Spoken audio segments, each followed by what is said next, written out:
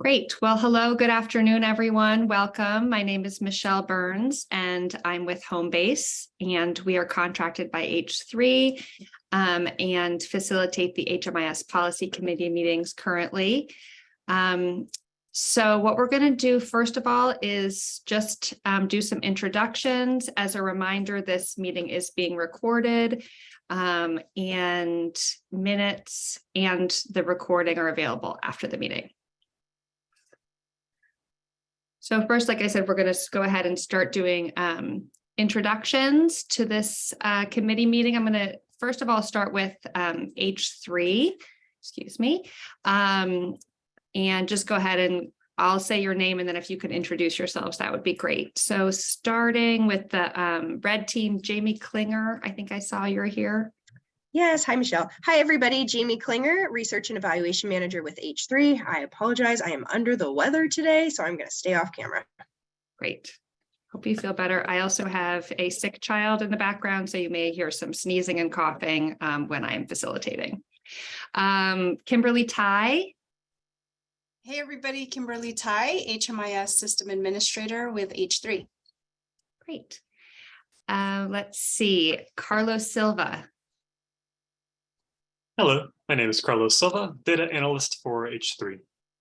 Great. Tammy Stosich. Good afternoon. I'm Tammy Stosich. I'm the HMIS Quality Assurance and Training Coordinator with H3. Great. Tori Carlson. Hi, everyone. Tori Carlson, Data Specialist with H3. Great. Dana Ewing. Hi, Dana with H3 Research and Evaluation Team. Thanks. Great. Is Mary Fitzgerald here? Yes, I see you, Mary Juarez Fitzgerald. Hi, everyone. I'm Mary, the Coordinated Entry Manager here at H3. Great. Shelby. Hey, everybody. Shelby Ferguson, COC Administrator, H3. Great. Jamie Schechter. Is she here? I don't think she's joining us today. And I don't think I saw. Okay. Anyone else from H3 that I missed? Okay. Now we're going to just do a check-in about which council members are here. Council on Homelessness members. Is Alejandra Chamberlain here? Gabriel Lemus.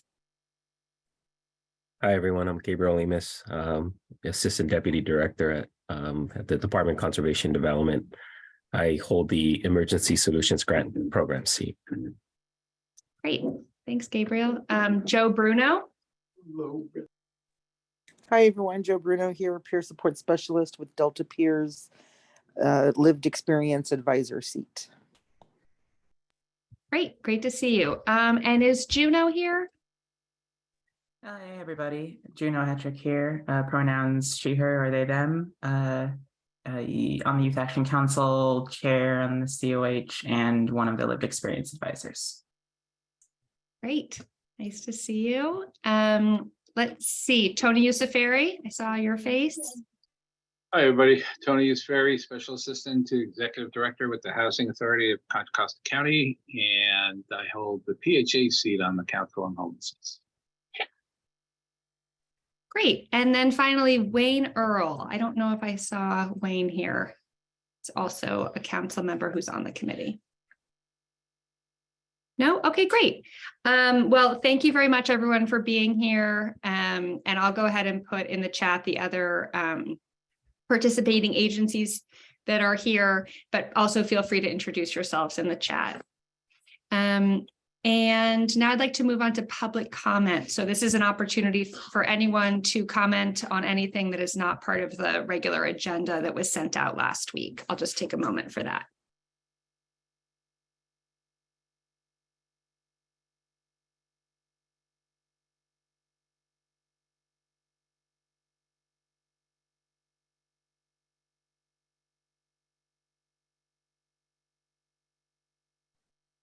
Okay, great, thanks. And like I said, I put the participating agencies, and I see other people starting to introduce themselves as well. So thank you.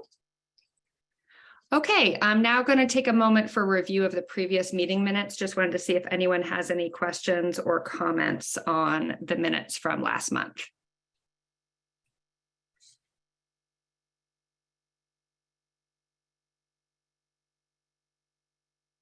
Okay, now we're going to move on to agency update. So this is an opportunity for any agencies to share updates that you'd like this committee or members of the public to hear. I'll just pause for a moment for that.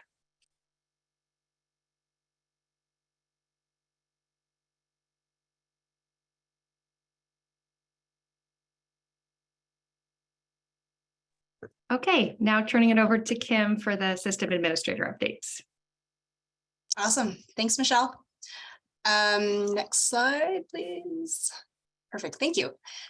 So just some final reminders for our 2023 HUD housing inventory count and our sheltered count. We are still waiting on a couple providers to respond to our request for housing inventory data, as well as submitting their monthly reports for the month of January. But other than that, we're in great shape for our submission to HUD. Thank you so much to everyone who has already submitted their data.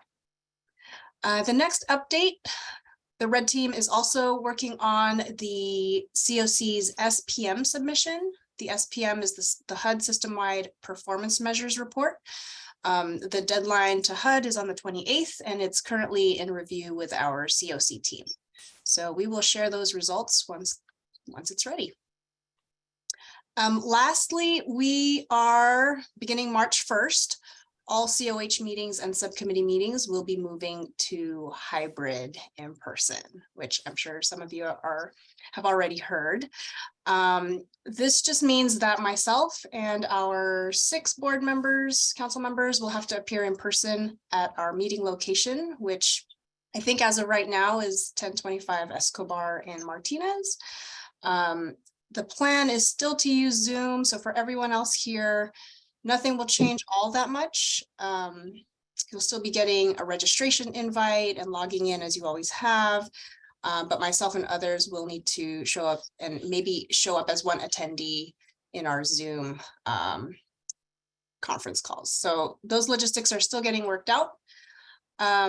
One thing that we were hoping to get feedback from the group on is, with all of that said, to reduce all the burden, to reduce some of the burden for those that have to come in, as well as some of our internal H3 staff, we would like to propose meeting less frequently. So either quarterly or every other month. And also maybe changing the schedule to mornings. So we wanted to open that up for discussion. Any thoughts on which would work better, quarterly or every other month? Can I jump in? Because I'm anxious to have this conversation. Yes, absolutely, Okay, Joe. Great.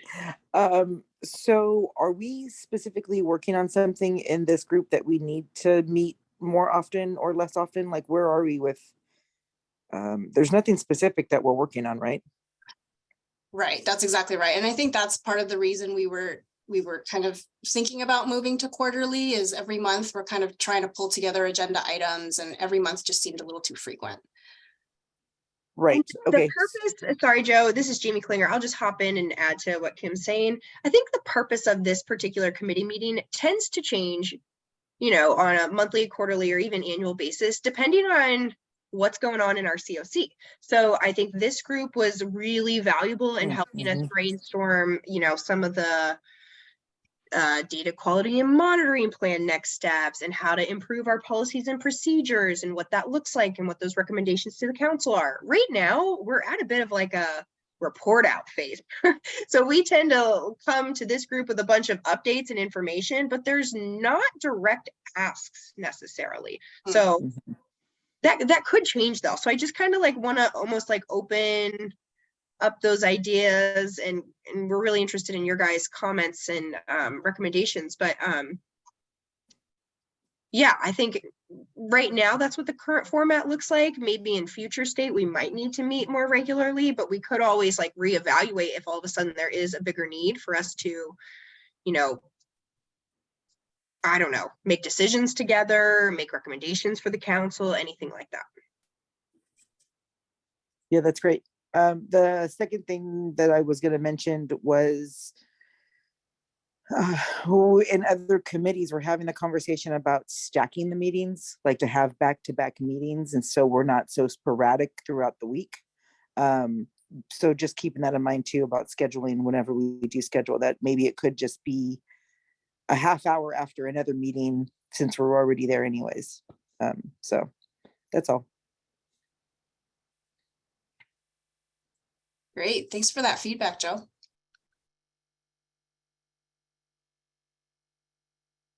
Any other thoughts from the group?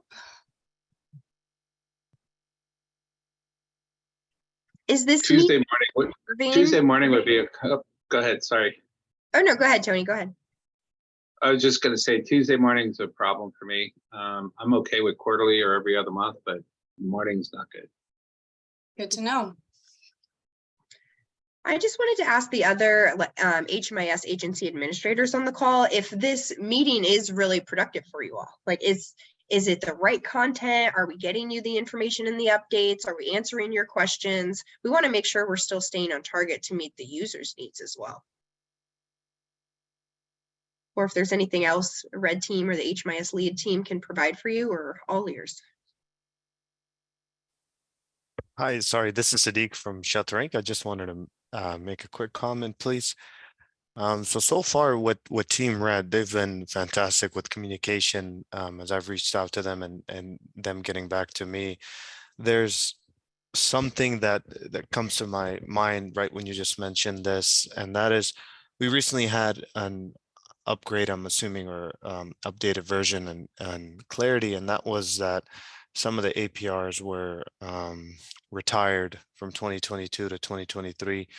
And, I wanted to hear about that. And I maybe you guys did, and I might have missed it, but I hadn't never gotten really any updates or information regarding that. And all of a sudden the platform itself kind of changed. And that's something that when I come onto these meetings, I'd like to hear about Clarity, and if there's any, such updates, or maybe I'm getting this meeting and another meeting mixed up, but that's something that I always look forward to hearing from this.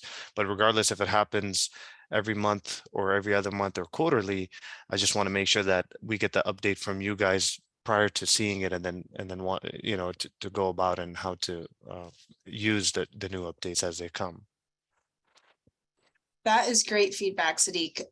We were actually going to report out that there would be an update today. I think that's in the slides to come. I didn't realize that they were already updated.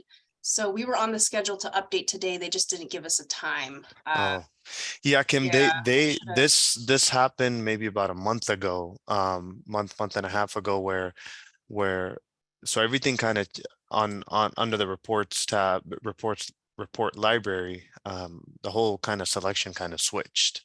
Like HUD reports was on the bottom, and then I had much more selection, and then the 2022 version read retired. And then we were kind of informed by our supervisor not to use this until October 2023. So, and then all of a sudden it just goes away, and we only have the option of using the 2023 version. So we've been using it now because that's the only one to use. But yeah, that in the last, I think we've had a minimum one other meeting like this. So, and I was hoping to get some information on that, but we hadn't gotten anything. And so I just wanted to bring it up here. I never emailed because I thought, this was, maybe I missed it in one of the meetings, but usually I do. I keep in touch with you guys. So sorry about that. Yeah, I No think worries, no worries. we weren't sure what exactly was changing. So we'll meet as a team to see how we can better relay certain information to you guys, especially since this meeting is what that's for. So we'll be sure to try to get a heads up from our vendors, at least maybe a couple weeks out, so we can get that communication out to everybody. Sounds good. Thank you. It's good feedback. Thank you.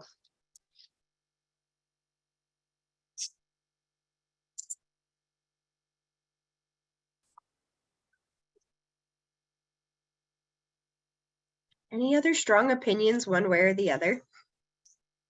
I would also just like to throw out that if we do reduce the frequency of the meetings, there will still be red team communications. So if there's any updates, we tend to use our constant contact services to send out materials, updated releases of information, updated intakes, anything like that. Or if there's big changes that wouldn't warrant an hour-long meeting, we would absolutely make sure that that information is still in all of your hands. Yes, thank you for that additional info, Jamie.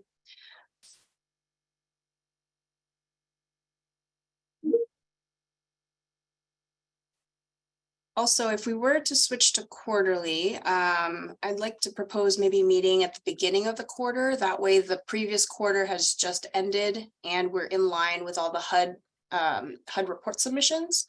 So as soon as the quarter ends, we can talk about potential cleanup items, make those communications and requests the following quarter or the second week after the end of the quarter. So it would probably be on a January, April, July, and October schedule. So then our next one would be April. Would we jump into the quarterly meeting in April? That was going to be our next question, is when should we meet next? If everyone is okay with quarterly, I am seeing another vote for quarterly in the chat. Then the next one would probably be in April. I would support that for sure. And if we switch to quarterly and start in April, Joe, that would give us more time to prepare and try and do the stacking of the meetings if that's possible. Because we just met with the county folks today and it looks like March is filling up quite quickly. So that might work best.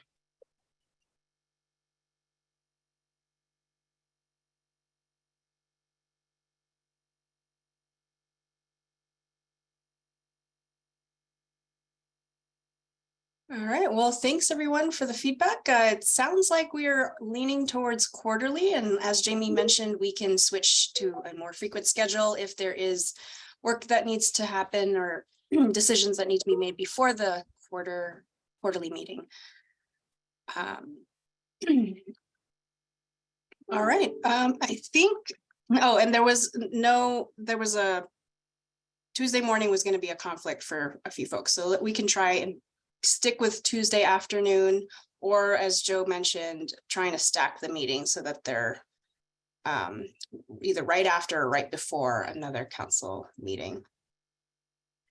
We will send out some communication soon on when we are meeting next and where we're meeting next. So please stay tuned. Thanks, everybody. Thanks, Kimberly. Okay, next we have coordinated entry updates, but it sounds like we've had a power outage. So Shelby's going to step in for Mary. All right, thanks, Michelle.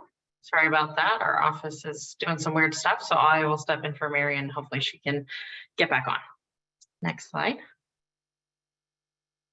All right, so Mary went through the trouble. Hopefully this is helpful for you all of going through the different dashboards and wanting to make sure you know whether you need to submit it, how often you need to submit it, and who you submit it to. So we can go through those really quickly because there was some confusion since there's now so many dashboards. The CE APR dashboard that you were working on with Mary, that's really a monitoring tool. You don't have to submit it. And really you should be looking at it monthly to help clean up your data each month. So then we're not going to the end of the APR reporting period and having to clean up last minute. And Mary, the CE manager, is in charge of that dashboard. We also have performance dashboards. You submit those to me quarterly. The 10th of the close of every quarter is when you're submitting those. And then the monthly enrollment reports, the data quality reports, those you all should know by now that you submit to the red team the 10th of each month. And then there are some special contractor reports, you all know who you are, and those you get submit to me. usually on a monthly, sometimes quarterly basis. But just wanted to make sure we kind of spelled that out for everyone. When you need to submit your dashboards or reports and for who. So hopefully that will be helpful. Anyone have any questions about the dashboards or reports? Yes, hey, Shelby, hi, this is Sadiq. Hey, Sadiq. Hi, sorry, I'm the one that submits them to you, so yes, I do have a question. Excuse Yeah. me. No So worries. I got the performance dashboard and then the monthly enrollment reports. Somebody just walked into our office. I had to take my headphones off. Sorry. The CCC data quality reports, those are, sorry, I kind of missed it. Which one are those? I'm getting a lot Yeah. confused. So no worries. The monthly enrollment report and the data quality dashboard, those two you submit to the red team each month. I think you're normally hearing from Tori from the red team if you haven't submitted it. But yeah, I got it. those go Yes. hand in hand. Yeah, no, sorry. The performance dashboard is a quarterly one. That's right. Yes. Sorry, Gina, one of my coworkers, is out on maternity, so I was taking over herself. So there's a lot of due dates and deadlines. Totally. I'm pretty sure I've done this on time, but it's just throwing me off every time I take a look at it. Totally. And I can make sure I sent out a invite, like a calendar invite for the performance dashboard, so everyone knows when they're due. If you're not on that and that would be helpful, reach out to me and I can get you added to that. Cool. Thank you. Yeah. Any other questions? All right. Great. Thanks, Shelby. Okay, now we're going to hear about the PIT count that took place at the end of January. So I'll turn it over to Jamie Klinger. Thanks, Michelle. Go ahead to the next slide. All right, so as Michelle mentioned, we had a very successful observational count on the morning of January 25th. It was such a success, and surprisingly, it was a fun activity for most of our volunteers to provide some really helpful and important information for our COC that will support a variety of different resource identifications, needs, and all of that good stuff. So we just really thank everybody on this call and all of the providers who stepped up in a really big way this year. We had more volunteers than we've ever had, more engagement. So it just meant a lot to us for everybody who was participating in that. However, the PIT is not over. As much as we want to say that it's over, it's not. We are in phase 2 of the PIT, which means with all of the observational data that we collected about a month ago, we're taking a close look at that to figure out where we need to survey sample in our community. We also have many folks both on this call and some of our provider networks involved in the survey sampling, which is really helpful. What we're hoping to achieve through the end of February is to gather about 350 unsheltered surveys. And then we're going to gather about 50 sheltered surveys to the extent that those folks were not in HMIS and we did not have all of their data. And then we, as I mentioned, are working with many different partner agencies, up to 20 different folks. And we also have people with lived experience who are supporting the survey data collection this year.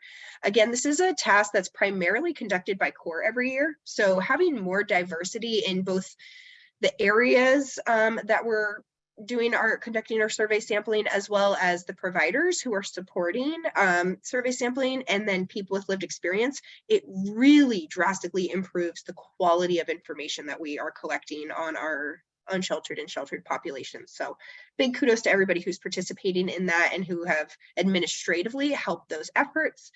And then we are hoping to close out within the next 8 days. So we have an ambitious goal to gather all of those surveys by February 28th. We feel very confident that we're going to reach that goal, and we'll be reporting back when we've achieved that goal. I think that was my only slide, but you can go ahead and move to the next just to make sure. Okay. Well, then next steps, once we have gathered all of the survey data, we will combine the HMIS data with the survey data so that we can do an aggregate analysis so that we have a full picture of both the unsheltered and the sheltered characteristics, individual and household needs, and also more information about the homelessness experiences that people are currently going through. And then data analysis is going to begin around mid-March, once we've done some data cleaning and merging of those files.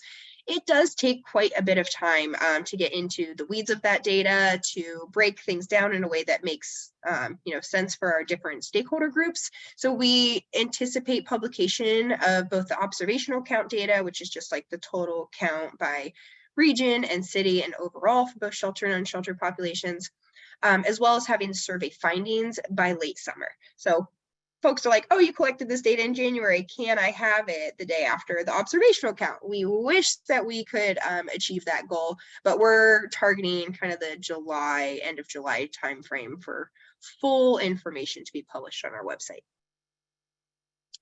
Any questions for me? No, but I do want to share a story. Yes, please, Joe. So myself and one of the Delta Peers members went out and did the survey, and she got 8 and I got 8. And I tell you what, with me being like, with my lived experience of homelessness in the area, and her son has, so her experience was helping her son through homelessness who was in Utah. So her and I got together and did the survey down here, and we cried together. Like, we were all down there crying while we're taking the survey. We like hugged out. There was a big meal that was shared. It definitely moved. It moved us to no end. So that just happened on Sunday. We went out there and did that. So it was pretty great. You guys are amazing. We so appreciate your efforts supporting this. And we've been, I'm almost reassured to hear that, like, it is really, it's all the feels come up during this experience. So when we are talking with those providers, or even our staff, we have administrative staff who are going out to help gather this data too.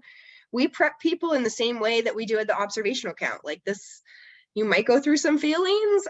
You might see things that you don't normally see, or experience things, or hear stories that are shocking to you. And yeah, it's a real thing. So I think it's really, really important to be highlighting all of those experiences. Thank you so much, Joe, for that support.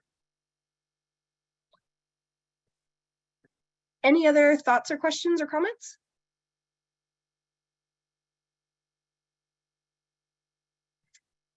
All right, thank you. Okay, thanks, Jamie. And thank you, Joe, for sharing your experience doing that. Okay, we're now going to be talking about the HUD race and gender identity questions. I'm going to turn it over to Dana. Hi, everyone. So you all were helpful in one of our tasks. HUD has a proposal to change some of the questions. HUD is Department of Housing and Urban Development. They are in conversations about changing some of the questions related to identity. And things were on the table, and I don't know where things are going with this, but what they asked COCs to do was get feedback on this, on the proposed changes, kind of compare them to the previous language, to the proposed language. And really, they were quite open in how they wanted, if they were accepting that feedback. So we created a survey, and it was shared at a previous HMIS policy meeting. And Kim's ask was that you forward on the survey.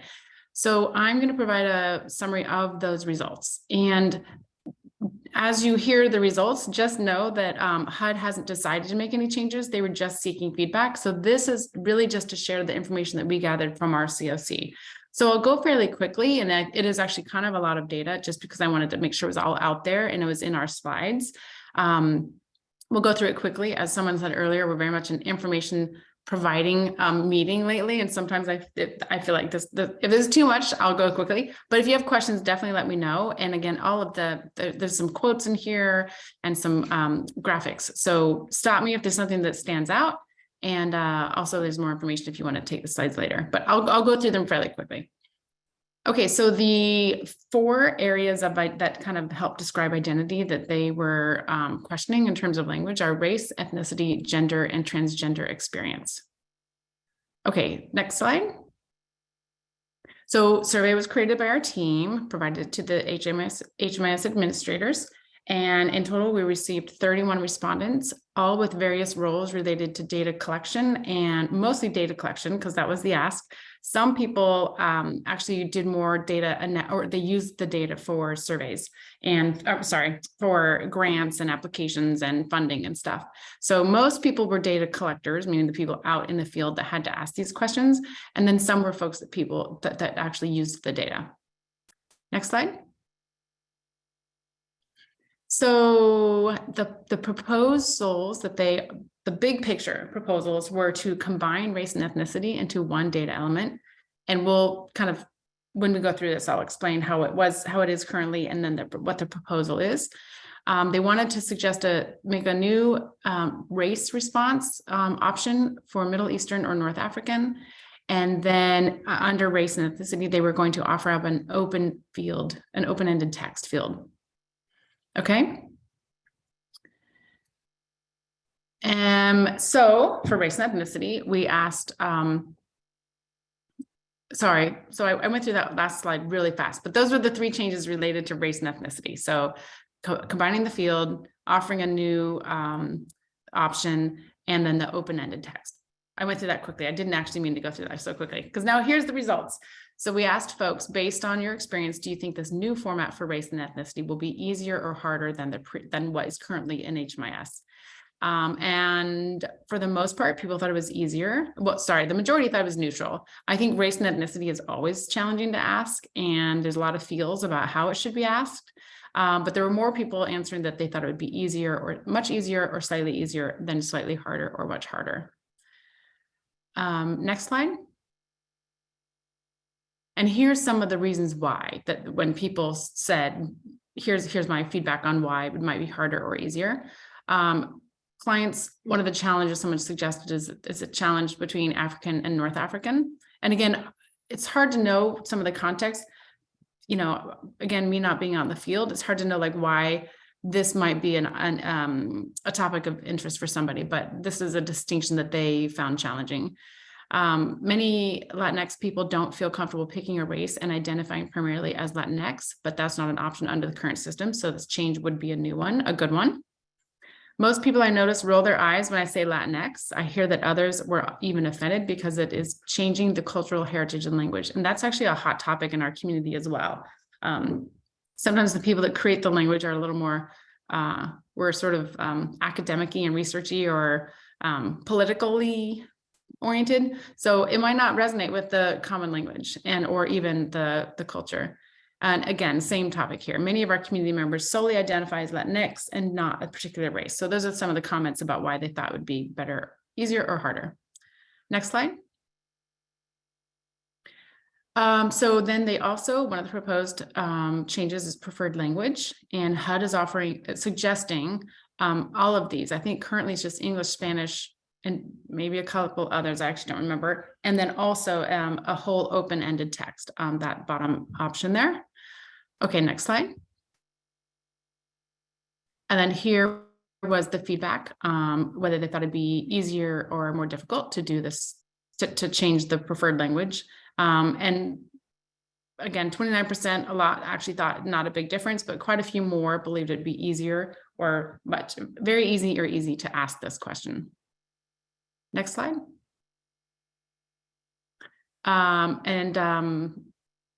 Just some quotes. Currently, we don't ask preferred language. If we did, it would imply we might be able to help them, and almost none of our volunteers are bilingual. Very valid. So good to ask the questions, but then what do we do on a programmatic level? Most clients already answer that question on the VI Spit app just fine. So I think they were saying that proposed new question about preferred language goes over just fine with the VI Spit app. And then another quote, I suspect that many clients will choose the same response for preferred and primary language, including a short definition of each next to the question might be helpful. So I think they were trying to say, you know, we asked the question preferred language and primary language, and it's probably going to be the same. So I think that was a good feedback. Okay. Gender. So the proposed changes suggest breaking it up into 2 separate parts. The first part of the question is about the preferred identity, gender identity, and there's some changes here. So we'll go through that. And then the second piece is separating out how you ever experienced being transgender. And that was also a little challenging because some people, it's a language that's being adopted right now called experience transgender identity. Lots of feels about that also. Do you experience it? Are you transgender? So lots of feels, but the first section of this question is gender identity. There are some new categories here. So woman, girl, man, boy, non-binary, culturally specific identity, for example, two-spirit, questioning, different identity, client doesn't know, all of our normal missing categories. And then the follow-up is, are you currently or have you ever been transgender? Yes, no, questioning, and our normal missing categories. Okay, next slide. So here is the feedback on that, whether it'd be easier or more difficult to ask this question. This one was a little more not so positive as the other ones in terms of what they thought the question would be, the result would be that it'd be easier. Here it was a lot more neutral and more that it'd be easier, but still quite a few more suggested difficult or very difficult. Okay, next slide. Lots of quotes here. So I won't read them all. But the general takeaway was that it is nice to be able to combine gender and have more categories where they can identify their gender and also identify whether they are trans. Kind of all over the place though, because the second one said the question might be difficult because some people may get defensive. It should really just be a part of the first question. So lots of feels, might need to dive into that more if that was a change that HUD made. I'll let you keep reading it actually. One thing that stood out here, let's see. Yeah, somebody said, I strongly prefer a simple label like two-spirit, three gender queer, as ways to collect the wealth of identities. So all over the board, and again, you could break it down by who answered the question, whether they were the ones doing the data collection or the one using the data to report on. Okay, next slide. But the key takeaways, a couple respondents indicated that they were concerned about asking identity questions at all. The concern was that clients would think it would impact their services. And for most of these topics, some of the service providers were not in our COC and didn't actually have to collect this data because of HMIS. And many of them were the folks that said, you know, it's just better to not ask the questions and not have folks worry about the quality of their services based on the results. But generally, most are COC providers, and they felt that the modifications on race and ethnicity were well received, and respondents believe the new formats would be better. Again, mixed reviews on the proposed gender modifications. But what really stood out is if there are any changes, there will be lots of important training to make sure these new changes and the language and how they're asked are done across our COC in an appropriate and sensitive way, and also make sure it's clear because there would be some of those changes were pretty big. I think that's it for, yes. Are there any questions from folks? So I guess what are the next steps for, I guess, this kind of, yeah. I think that's a Kim question, because my understanding is it was mostly for us to provide input from HUD. I don't even know how many COCs provided input, but we got the ask, and our normal Contra Costa County COC answers, we provide the answers, or we provided feedback to them. But Kim, do you have any more update on what might or might not happen with these? It sounds like HUD is going to make a decision in the spring and then roll those changes out to vendors that will need to change, how it's collected on the back end of HMIS, how things are going to map over, if ever. But up to today, they still haven't shared any, which way they're leaning towards. There was a lot of feedback that was gathered from, all the other COCs in the country. So I think they're still sorting through all of that. And it was interesting because they didn't give a lot of structure about how to get that information. Right. So I'm from an evaluation standpoint, I would love to see how they do this, but yeah. I really appreciate that our COC stepped up and did this, and we got feedback, a lot of good feedback from people. And the gathering of that feedback is closed at this point? Yes. Yeah, it did close on December 31st. And any changes, I think the next set of data standards are set to roll over October 1st. So whatever is decided, we would have to start implementing by October 1st. And again, I think the role of RCOC is lots of training around it. Yeah. I could see. And then, you know, it changes forms, changes the training.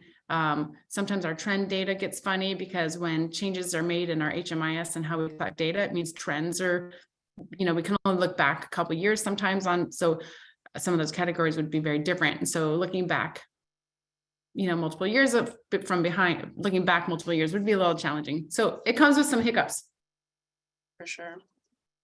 I see. So if there is something adopted and it doesn't work maybe as intended, there's still room to maybe shift that in the future then, is kind of what I'm getting from that.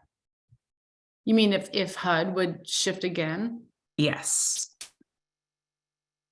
I would think so. We're seeing it now. I've heard that the well-being questions that they required last year may go away this year, beginning October 1st. So I think it just wasn't received too well. Folks are having trouble gathering the data, and there were questions around the rationale of even collecting that data. So you know, there is always that chance that they'll roll back and revert back to one way or another, depending on how it's received for that year. Got you. Thank you. And I have to say too, I think it's interesting that HUD is making sure we're paying attention to asking things correctly. And I mean, it seems like something that would change as our cultural norms change. I think it's great that HUD is doing that. A big federal agency trying to take on this challenging topic, I think is admirable. It's just going to be a bit, a little wonky, maybe. Yeah, Well, I can definitely see that. And I can definitely imagine situations if you know, a trans person experiencing homelessness was asked about their transgender experience, that might create kind of an awkward situation for both parties involved. So I hope there's more work to be done on the language. But I am very happy that this discussion is being had at all. Great.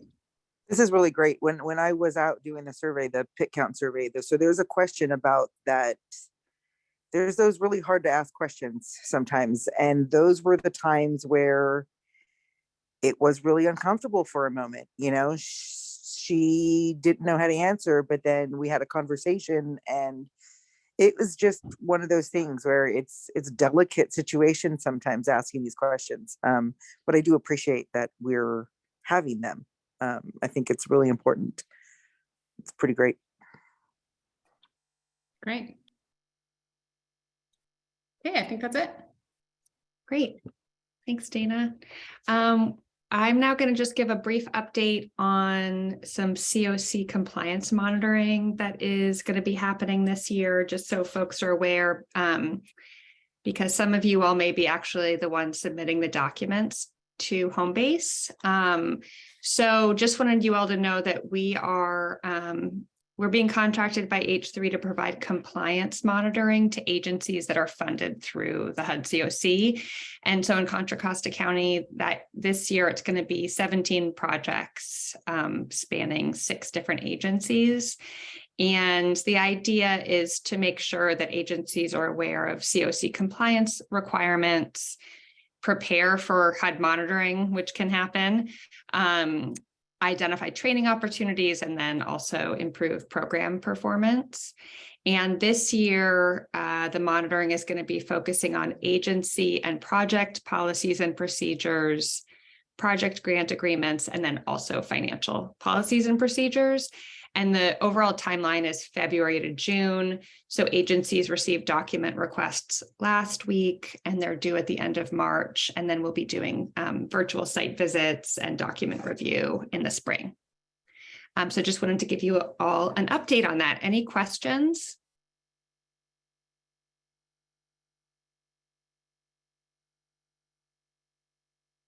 Okay.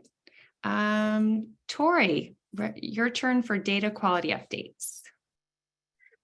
Thank you. Hi, everyone. My name's Tori. I have a couple updates about monthly reporting. Can I get the next slide? Thank you. Okay, so for the month of December, we received 72% of all reports on time. That's awesome. Thank you, everybody. And only 8% of reports were missing. As far as the data quality dashboard, so hopefully tonight there will be an update that will fix the drill downs. So we're keeping our fingers crossed and hoping that soon you guys will no longer have to run both the drill down version of the report. You'll just be able to use the dashboard report and drill down from there. We also wanted to ask everyone whether you would be interested in scheduling regular office hours for the monthly reports, either on the 1st or 2nd of the month. Does anyone have any thoughts on that? Yes, I'd like that, Tori. Okay. And this is Sadiq, by the way. Yes. And this would be just to run over like what corrections need to be made, maybe give you some tips on how to review your reports, answer any questions you guys have. Okay, so we can talk more about what that will look like on how to schedule and things like that. Also, for the month of March, I'm going to be on leave. So all of your monthly reports, please make sure that you have H3 Red Team as the primary sender for your reports. So if you send them to me, unfortunately, I will not be able to do anything with them. So that is about it. Any questions on all that?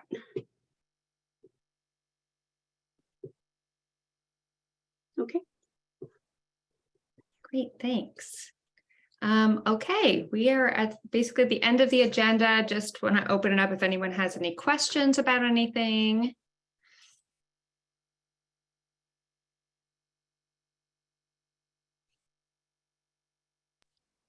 Okay.